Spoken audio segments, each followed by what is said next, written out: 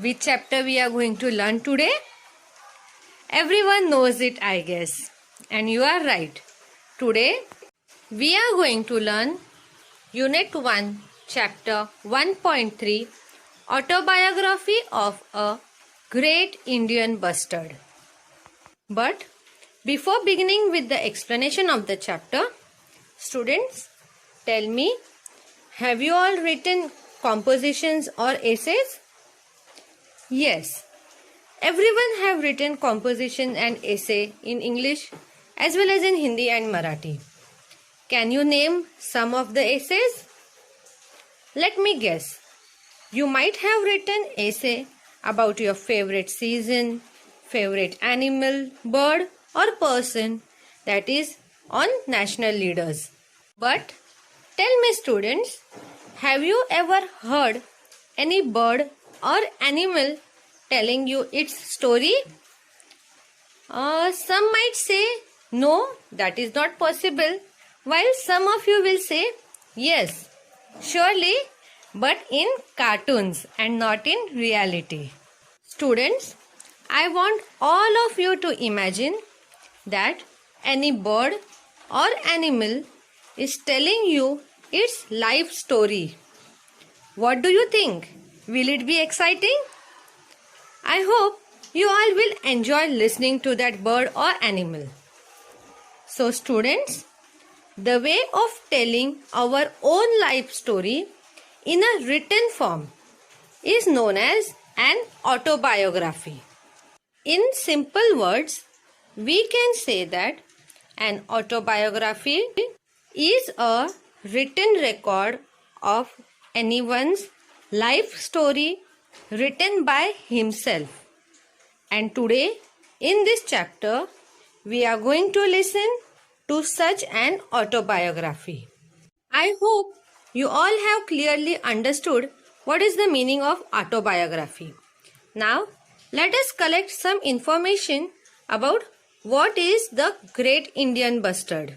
Students, all of you must have seen many species of birds in the surroundings. But some of them are left in very few numbers between us. Such birds are dying out, that is, they are on the verge of extinction. Such birds are known as endangered animals or birds. Means those birds who are lost or been preserved and kept in reserved surroundings called as sanctuaries. And today we are going to learn or we are going to listen about the story of such an endangered bird named the Indian bustard. Students, we are going to divide the whole lesson in two parts, that is in two videos.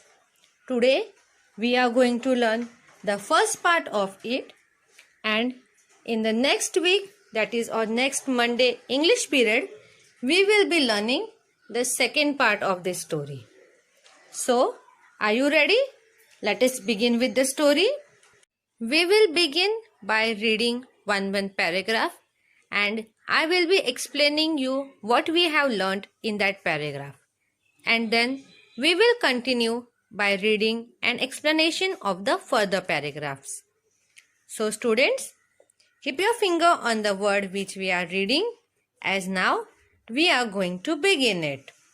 Chapter 1.3, Autobiography of a Great Indian Bustard. Which is the heaviest flying bird in India? Well, friends, it's me, the Great Indian Bustard. I feel proud to be known as the Great Indian Bustard. I have more than 30 different names in various Indian languages.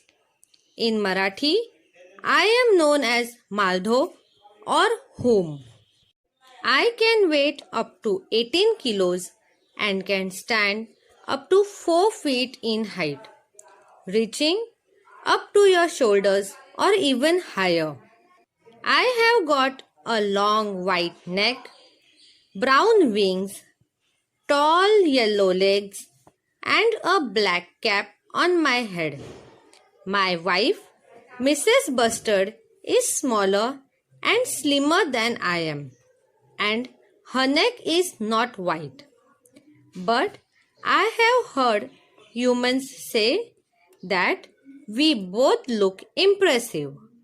So, students, by reading the first paragraph, we get to know that the Indian bustard is giving introduction about itself. From the paragraph, we get to know that the Indian bustard is the heaviest flying bird in India. Students, do you know which is the heaviest bird in the world? Well, it's the ostrich, but it cannot fly. Thus, the great Indian bustard has become the heaviest bird which flies, and it is the heaviest flying bird in our country, India. The bird Indian bustard feels very proud when he is known as the great Indian bustard. Apart from this name, it has 30 other names in various Indian languages. And here it has told us two of its Marathi names. The names are Maldhok and Whom. Further, the great Indian bustard has given information about its physical appearance.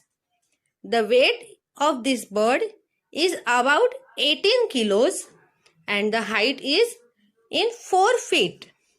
It means approximately it can reach up to your shoulders or even higher to that. So, you can compare the bird's height with your height. The neck of the Indian bustard is long and white in color, while the wings are of brown color. The bird has tall legs of yellow color and on its head it has a black color cap. The female bustard, that is Mrs. Bustard, is smaller and slimmer than the great Indian bustard.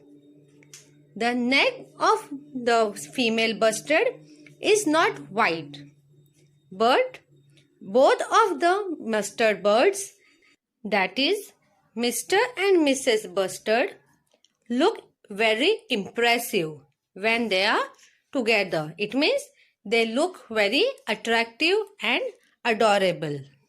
Now, let us begin with the second paragraph. Students, all have to read along with me. I live on grasslands and deserts along with my other friends, including chinkara, blackbuck, and larks. I eat everything, including snakes, lizards, small fruits and berries, and all sorts of insects. That's a very healthy habit. But grasshoppers and beetles are my favorite food items. So, students, by reading this passage, we get to know about its habitat, means the place where it lives. The great Indian bustard lives on grasslands and deserts along with its other friends. Its friends are the chinkara, the blackbuck, and larks. Students, now you all will be wondering, what is chinkara, blackbuck, or larks? So, don't worry, I will tell you what are these animals.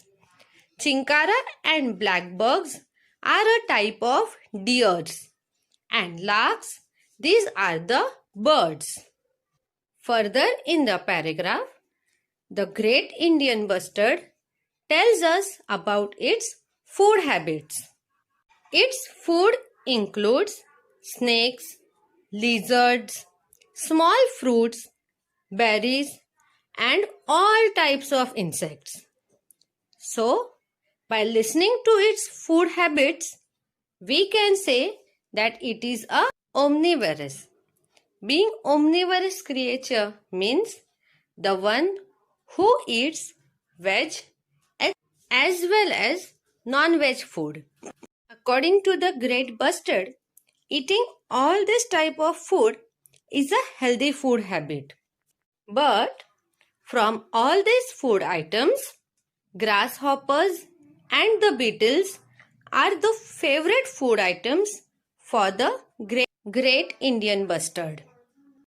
So students, now let us continue our reading with the third paragraph.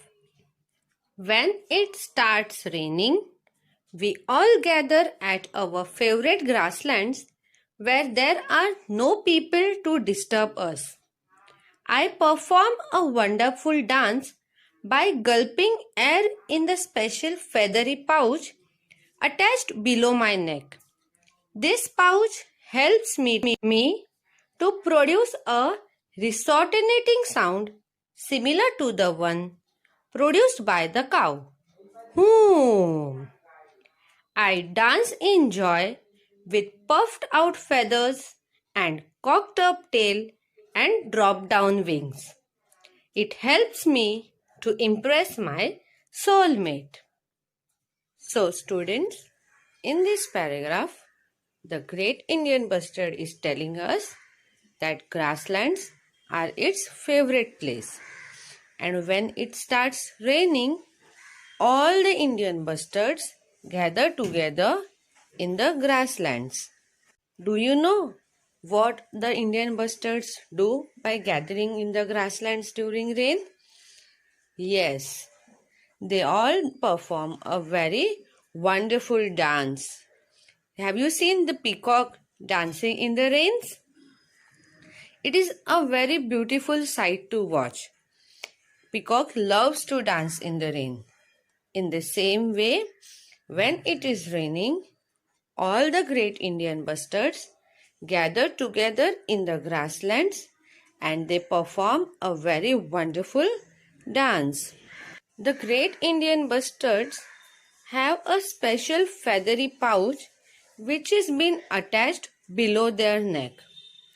In this pouch, they gulp air through which it helps them to produce the sound which is produced by the cow.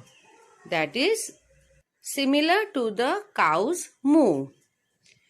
During the rain, the Indian bustards dance with joy, that is in full happiness, with its feathers puffed out and the tail cocked upside and the wings go down. Through this dance, the Mr. Bustard tries to impress Mrs. Bustard. So students, here we have come to an end of the teaching of today's video. I hope you all have properly understood what information the great Indian bustard has given to us. In the next video, we will continue with the remaining part of the information. Till then, everyone, take care of yourself, stay safe at home, and thank you.